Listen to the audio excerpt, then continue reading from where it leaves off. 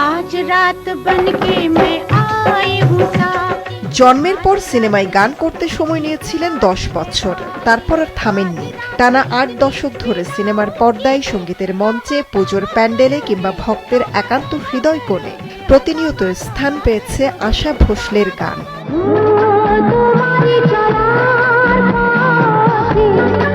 1933 সালে মহারাষ্ট্রের সঙ্গীত পরিবারে জন্ম নেওয়া শিল্পী আশা ভোসলের চলচ্চিত্রে প্লেব্যাকের শুরু 1943 সালে মারাঠি সিনেমা মাঝা বালের চালা চালা নববালা গানের মাধ্যমে।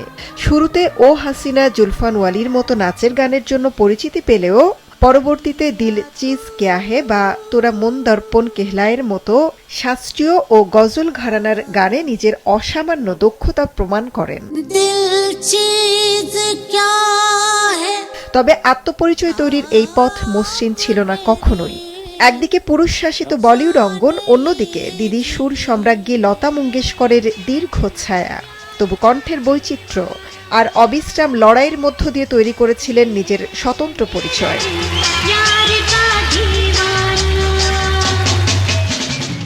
1960 থেকে 80-র দশক পর্যন্ত সঙ্গীত পরিচালক আর.ডি. বর্মণের সাথে জুটি বেঁধে ভারতীয় চলচ্চিত্র জগৎকে উপহার দিয়েছেন ঐতিহাসিক সব গান।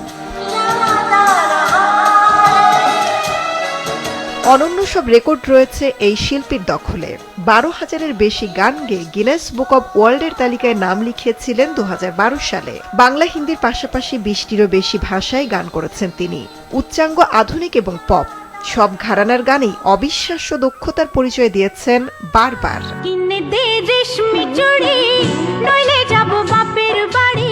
পেশাগত জীবনে আকাশ ছোঁয়া সাফল্যের পাশাপাশি ঝুলিতে ভরেছেন অনন্য সব পুরস্কার ও সম্মাননা।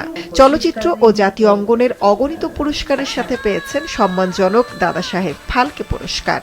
2008 সালে পেয়েছেন পদ্মভূষণ। এছাড়া দুইবার গ্র্যামির জন্য মনোনীত হয়েছিলেন তিনি।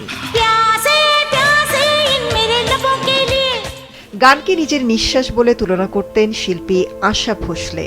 আজ মুম্বাইয়ের একটি হাসপাতালে চিরতরে থেমে গেছে সেই নিঃশ্বাস, কিন্তু শ্রোতার কানে ও ভক্তের হৃদয়ে যে আওয়াজ ও পরিচয় তিনি রেখে গেছেন তা সমুজ্জ্বল থাকবে আরও বহুযুগ।